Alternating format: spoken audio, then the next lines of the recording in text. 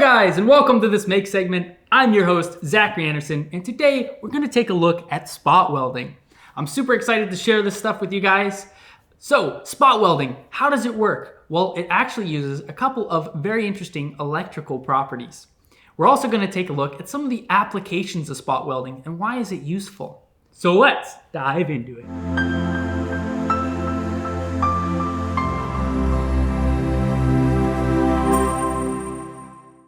First of all, I glove safety. So let's jump right into it. What is a spot welder? Well, lucky enough for you, I brought one in today and I'm excited to share it with you. This guy right here is our spot welder and I'm super excited to share it with you. There's a couple of fun buttons on here. But first, maybe we should just talk a little bit about what spot welding is and a little bit about how it works. So inside of here are a couple of heavy duty capacitors, okay? Now, a capacitor is an element that holds an amount of charge, okay? We store it up sort of like a battery for a short period. Now, this guy right here has some capacitors that actually have a very high voltage, okay? They're high voltage capacitors. Now, voltage is a potential difference between two particles in space with regards to the electric field. Now that might sound kind of complicated, but basically you can think about if I had two pieces of metal floating in the air and I increased the potential difference between these two pieces of metal, eventually it's gonna get so high that it's gonna break down the air. And that's when we see sparks. So essentially that's what this thing is doing. Now, we're not gonna get to a potential so high that we're gonna break down air, hopefully, but we are gonna get to a potential that's strong enough to send an inrush current so hot that it's going to actually melt two pieces of metal together. Now, the reason we use a spot welder over, say, a soldering iron is because we can control exactly how long that pulse of current is. Additionally, we can control the exact points at which that current and that heat is being applied. If we just use something like a soldering iron and we touched it to some piece of metal, that thermodynamic energy is just gonna spread out. With a spot welder, we can actually control exactly where that thermodynamic energy is being transmitted. So first things first, let's turn this thing on. So I'm gonna go ahead and I'm gonna turn on just the spot welding bit. There's other buttons for a soldering iron, but we're not gonna be using that. Okay. So the way this works is there's actually these two brass prongs, okay? These two brass prongs, and these are the electrodes that are gonna be doing the actual welding.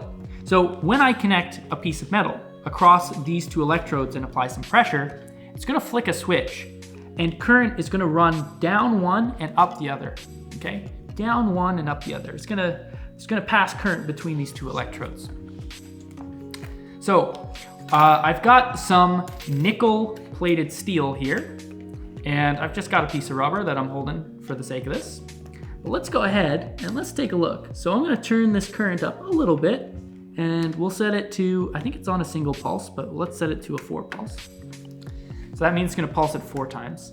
And let's see if this trips our power breaker. I'm very curious. Okay, so let's take this guy, we're gonna lift it up. No sparks there. Let's try that again. Oh, there we go. So we could hear it a little bit. There's a little bit of a click. Let's turn this up a little bit. And you're probably gonna hear, this one will probably be a little bit louder. Ooh, did you see that? Smoke's coming off. I don't know if you guys can get a good angle. Let's try that again. Ooh. So you can hear that little gunk, gunk. There you go. So that's the current passing through. And you can see here, it doesn't look like too much really happened, right? Not too much really heated up. But believe it or not, we're actually able to weld two pieces of metal together using this spot welder. So let's go ahead, let's grab two pieces of metal here. And let us try spot welding them together. Now, I don't know if you guys can see this all right. Maybe if I do it like this, maybe that's a little bit better.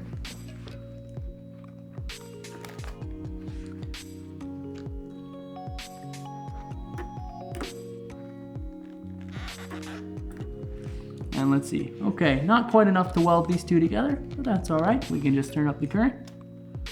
And let's try that again. Ooh, we got some smoke now. So another important piece is also pressure. Oh, there we go. All right, so it looks like we got some kind of, oh, no, not quite. But you can see we're starting to get some kind of burn marks on the bottom, right?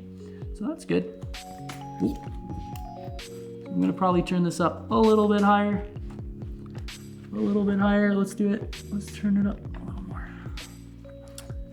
And I can change the pressure here. And let's maybe turn up the pressure a bit. 3, 2, 1. Ooh, 3, 2, 1.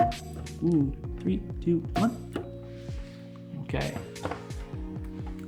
And now I think, let's see. Ooh, look at that, that's promising. So we've actually welded these two pieces of metal together. Look at that.